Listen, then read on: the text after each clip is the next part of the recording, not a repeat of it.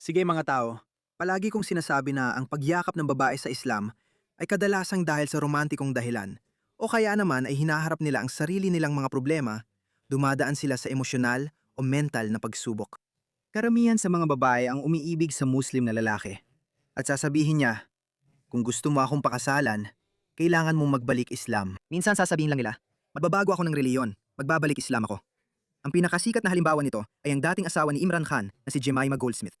Si Jemima Goldsmith, para sa mga hindi nakakaalam, si Imran Khan ay marahil ang pinakasikat na Pakistani. At noong araw, talagang guwapo rin siya. Nagpakasal siya sa isang British socialite na ang pangalan ay Jemima Goldsmith. At nagbalik Islam siya. Nang maghiwalay sila makalipas ang 10 o 11 taon, hindi siya naghayag sa publiko bilang ex-Muslim. Pero dahil may mga anak siya kay Imran Khan, patuloy pa rin ang respeto niya rito. Pero hindi na siya nabubuhay bilang babaeng Muslim ngayon. Sa tingin ko, magpapakasal siya sa isang Australianong lalaki. Kamakailan lang ito lumabas sa balita. Halimbawa lang yan, pero marami na akong nakitang ganyan. At pagkatapos ang isa pang opsyon, at pagkatapos ang pangalawang opsyon, ay yung mga babae na nadismaya na sa kanilang kanduraning pamumuhay. Alam mo, pakiramdam nila na sila ay naagrabyado ng mga lalaking kanduranin o kaya naman ay nagamit sila sa mga nightclub. O baka ang estilo nila ng pamumuhay sa hiwalayan ay hindi sapat para sa kanila. Kaya pakiramdam nila na pabayaan sila. Bigla nilang natagpuan ng Islam kung saan akala nila tinatrato silang reyna. Pero nakausap ko talaga ang isang Amerikanang babae na dumaan sa katulad na sitwasyon. Dahil ang Islam ay talagang mapagsamantala. Sinasabi lang ito sa iyo na, alam mo, magandang Islam. Inaalagaan namin ang mga babae. Tinatrato namin sila bilang mga reyna. Lahat ng karaniwang kalokohan lang. Pero ang totoo, kabaligtaran ito. Isa itong napaka-patriarkal na relihiyon. Ito ay misogynistic. Hinihikayat ang mga babae na manatili sa bahay. Ang mga babae, sa Islam, parang tinitingnan lang ang mga babae bilang tagapanganak. Kaya ganun ang kanilang asal. Kaya, pakinggan mo, panurin mong babaeng ito. Itong puting babae na nagbalik loob sa Islam dahil Okay. nain-in-love siya sa isang lalaking Muslim. At saka niya nalaman na hindi niya nabasa ang mga nakatagong kondisyon ng Islam. Tingnan mo ito sa kaliwa, kita mo, nasa 2024 na siya.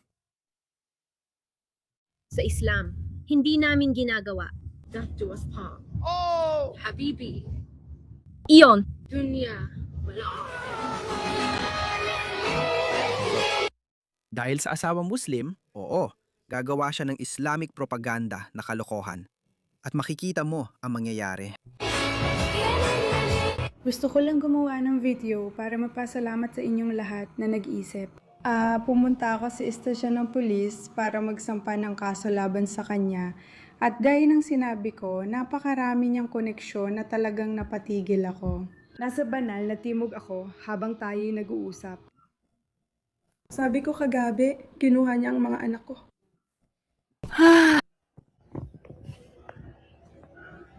Alam ko mangyayari ito at lahat ng pinatatakutan ko. Pasensya na pero hindi ako naawa sa kanya. Ginawa ko na lahat ng iba pa. Ginawa ko ng lahat. Tumingin ka, nagsuot pa ako ng hijab para sa mga bata. Tiniis ko pa yon. At malinaw na ipinatupad niya ang buong Sharia Quran, Kabanata 4, Talata 34, bugbugin ng suwail na asawa. Ginawa niya yon tapos sabi niya, ay, pati mga Muslim na babae. Tinanong ko, mahal mo ba ang Islam? Oo, mahal mo at pinaniniwalaan mong salita ni Allah ang Quran. Pero sabi ng Kabanata 4, Talata 34, pwedeng pisikal kang disiplinahin ng lalaki. Hindi kami naniniwala sa bahagi na yon, mga mapagkunwari at Muslim lang sa panlabas. Paano nangyayari na nakakalusot sa lahat ang nananakit dahil lang may pera siya? Hindi dahil may pera siya, kundi dahil siya ang tagapag-alaga mo. Siya talaga ang amo mo. Nasa Quran yan, mga tanga. Pasensya, hindi ako makiramay at hirap akong maawa dahil pinili niyo yan ng kusa. Aba. Mamatam na. Oo, tingnan mo. Isa na namang babae, tingnan mo siya. Sabi niya, pinakaayaw kong magsuot ng hijab araw-araw. May anxiety ako at pakiramdam ko nasasakal ako. Isinusuot ko lang ito dahil obligasyon. Palagi kong sinasabi. 3 dahilan kung bakit nagsusuot ng hijab, burka, niqab ang mga babae. Lahat dahil sa pamimilit. Maaring pinipilit sila ng kanilang pamilya, kaya pamimilit yon, o kaya naman ay pinipilit sila ng lipunan tulad ng nangyayari sa Afghanistan at Iran. O kaya naman ay pinipilit sila ng kanilang relihiyosong aklat, ang Quran. Tulad ng sinasabi niya, ito ay isang obligasyon.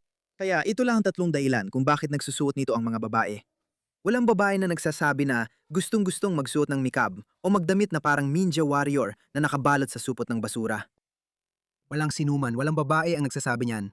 Walang babae ang kusang loob na nagsusuot niyan. Ito ang dahilan kaya noong sinakop ng mga Amerikano ang Afghanistan, bigla nating nakitang wala na sa mga babae ang mga asul at nakasusuklam na.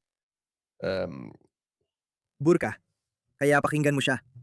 Alam ko yan. Ayoko talaga magsuot ng hijab araw-araw. Kapag umaalis ako ng bahay, naisip ko lang, nako, lalo na pag umihip ang hangin at ganito ako. Naisip ko, alam mo ba, kapag nararamdaman ko kahit konti, Hindi man tatapos ng maayos? kumagalaw yung scarf ko sa ulo. Nakakagulat ito, parang di ko kayang harapin. Tuwing gigising ako, may nakakatawang naisip. Kaya gusto kong mag-TikTok at i-upload. Pero naalala kong kailangan ko munang isuot ang scarf. Iniisip ko, ay nagsusuot ako ng hijab dahil obligasyon ko ito. Wala nang ibang dahilan. Ayoko sanang aminin mga best kasi gusto ko sanang sabihin na nagsusuot ako ng hijab dahil sa ganda nito at iba pang dahilan. Madaming babaeng nakahijab ang di nagsasabi ng totoo pag sinasabi nila yon. Tingnan mo, hindi ba napakaganda nun? Gusto ko talagang tratuhin na parang reyna. Nagsusuot ako ng hijab hindi dahil sa ibang dahilan, kundi dahil isa akong Muslim na babae at ito ay obligasyon na ibinigay sa akin ng Diyos. Ay naku, pakiusap, tigilan mo na ang pag-atake at masasamang salita. Sa tingin mo ba, iniisip ko yun araw-araw? Magsusuot ako ng hijab kasi ang ganda-ganda ko raw rito. Maglalagay ako ng hijab kasi mas maganda ako kapag suot ko yon at dapat ganun din ang isipin ng lahat. Hindi ko naman talaga iniisip yon. Suot ko ito dahil, well, sasabihin ko sana na wala akong pagpipilian. Pero syempre may pagpipilian ako kasi alam kong gagamitin ng mga Islamophobe yun at sasabihin nila na wala kaming pagpipilian. Pero alam mo yon, Hindi, wala kang pagpipilian. sa pagitan ko at ng Diyos lang. Paano naging pagpipilian yon? Totoo bang naniniwala kang pinipilit ka ng relihiyong at librong ito? Sinasabihan ka masusunog sa impyerno kung hindi mo susuotin. Paano naging pagpipilian yon? Pagpili ko ito at hindi ko siya tatanggihan. Parang literal na parang si Diyos na mismo ang lumapit sa'yo sa totoong buhay at nagsabing, alam mo, kailangan ko itong gawin mo para sa akin. Tapos sasabihin mo sa kanya, oo, hindi ko magagawa yan para sa'yo. Oo, hindi ko gagawin yan. Paano matatapos yon? Tingnan mo yan. Tingnan mo to. Tinatanggal niya ito. Alam ko na maraming tao ang madi-disappoint sa video na to. Alam ko na mapupuno ng mga komento na nakakadismaya ka. Alam ko na sasabihin nila na peke ako Muslim. Siguro daw may mga taong masasabi niyan. Siguro daw sasabihin ng mga tao na ginamit ko lang ang relihiyon para sumikat. Sasabihin nila na alam na nilang aalisin ko rin ang hijab at lahat ng mga bagay na yan. Kailangan ko na lang tanggapin ang mga komento dahil parang nawawala na ako sa sarili ko. Mahal ko ang komunidad ng mga kapatid kong babaeng Muslim na nabuo ko dito. Taos puso kong inasam na hindi ko kailanman mawala ang samahan ng mga kapatid kong babae na nabuo ko. At taos puso talaga akong nagpapasalamat mula sa kaibuturan ng aking puso sa bawat tao na nagpadali ng paglalakbay na ito para sa akin, nagsabi ng magagandang bagay sa akin, naging nandyan para sa akin at humingi ng paya sa akin. Ang dami ko nang nakitang lalaking Muslim na todo kung magpatupad ng Sharia sa kanya. Binibili niya sila. Katulad ng naunang babae na ipinakita ko sa'yo. Nandyan sila para sa akin, humingi ng payo at pinayuhan ko sila. Sobrang salamat at mahal ko ang komunidad na nabuo ko. Sobrang napapasalamat ako sa mga oportunidad na naibigay ko sa inyo at sa mga oportunidad na naibigay niyo rin sa akin. Tunay na binago ng Islam ang buhay ko para sa mas mabuti. At ito ay isang bagay na habang buhay ko may pagpapasalamat. At habang buhay din akong magiging bahagi nito. Kailangan nila maging Muslim sa pangalan lang. Yan ang problema ng maraming Muslim. Pinipipili lang nila ang gusto nila. Sabi ko, walang babaeng Muslim na papayag na bugbugin ng asawa. Kahit gaano siya karadikal, sasabihin pa rin niyang hindi siya dapat saktan. Itong reliyon na pinagtatanggol mo, binigyan ng karapatang yan ng asawa mo at ang tatay mo. Hindi namin tinatanggap ang bahaging yan. Bakit? Sige na, tama na ang tungkol sa siraulong to. Sa India, may tinatawag silang... Hayaan mo lang akong ulitin. Sa India, may phenomenon silang tinatawag na love jihad. Kaya ang napansin nila, marami sa mga lalaking Muslim at babae, ang ginagawa nila, nilalapitan nila ang mga babaeng Hindu, mga hindi Muslim na babae, karamihan ay Hindu. At magpapanggap muna silang mga Hindu. Tapos bibihagin nila ang mga ito sa pamamagitan ng pag-ibig. Kaya tinatawag nila itong love jihad. Kapag in love na ang babae, saka sasabihin ng lalaki, Muslim ako, kailangan mo magpalit ng relihiyon sa Islam. At maraming babae ang tumanggi. Dahil dito, maraming babae ang namatay. Kaya ang phenomenon na ito ay napansin sa buong bansa sa 10,000 mga babae. Kaya maraming babae ang namatay.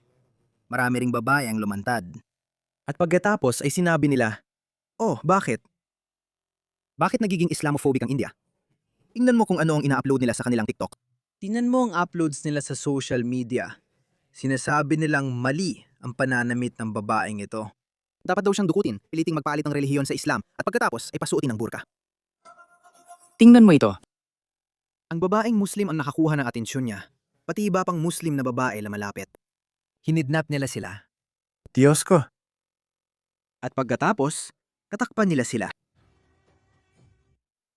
Tumatawa siya. Malinaw naman, isa siyang aktres. Ayan na. Yan ang gusto mo. Gising ka na. Ha? Tingnan mo to. Masaya siya. Yehey!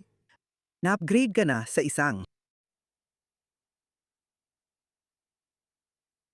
Diyos ko, na-upgrade ka na.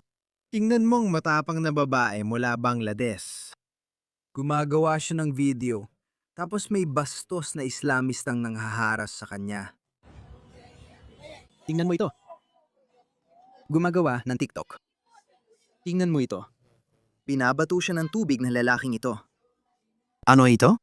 Alice, lumayo ka. Lumayo ka. Alice. At ito ang mga taong paparating. Papunta sa kanluran. Nang napakarami. Ipahiya ang tanga na ito. Matapang siyang babae ah. Ayos, mabuti. Bakit ka ganyan? Wala kang pakialam. Kailangan mong humanap ng abogado. Wala kang pakialam.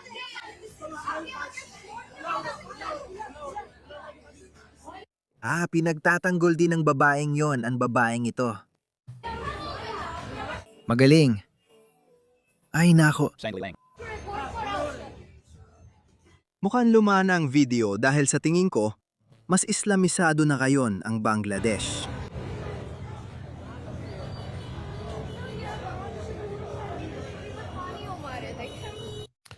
At tingnan mo sila. Tingnan mo ang mga mapagkunwaring nilalang na ito. Mukhang kahawig na. Lalaking Bangladeshi. Tingnan mo kung anong nasa screen niya. Sige, tingnan mo. Tinitingnan niya ang mga babae. Tinitingnan niya tayo. Tinitingnan niya ang mga halos hubad na babae. Mukhang nagustuhan niya rin. Ay hindi. Baka nagpadala pa siya ng friend request. Finalo niya siya. Tingnan mo yan.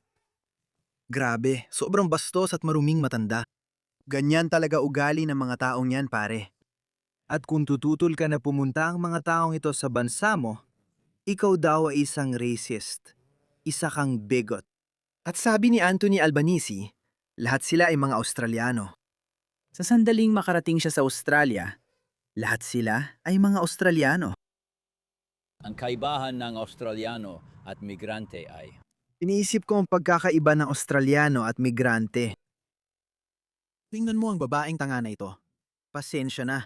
dahil hindi ko pa nakita na nagamit yan sa bansa tulad ng atin. Sa isang bansa tulad ng atin. Alam mo yon? Grabe ang bansa natin. Mayroon tayong mga tao na nasa matataas na posisyon sa ating gobyerno, sa negosyo. Mga doktor, mga inhinyero. Ilan sa malalaking negosyante sa bansang ito ay dumating dito bilang mga refugee at mga migrants. Magkaiba ba sila sa Australiano? Pareho lang sila? Australiano sila. Yung matandang lalaking ipinakita ko sa'yo, pagdating niya sa Australia, laging si Steve Irwin na siya.